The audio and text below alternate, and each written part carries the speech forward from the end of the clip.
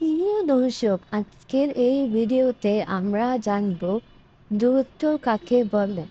আপনি যদি আমাদের ভিডিওতে নতুন হয়ে থাকেন তাহলে অবশ্যই আমাদের চ্যানেলটি সাবস্ক্রাইব করবেন।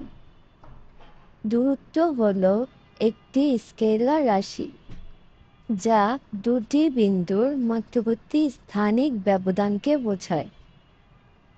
দূরত্ব কেবল মান দ্বারা প্রকাশ করা হয়। দূরত্বের নিজস্ব কোনো দিক নেই। দূরত্ব কাকে বলে এর বিস্তারিত ডেসক্রিপশনে দেওয়া রয়েছে, দেখে নিতে পারেন। এবং আপনার যদি কোনো প্রশ্ন থাকে তাহলে তা কমেন্টের মাধ্যমে জানাতে পারেন।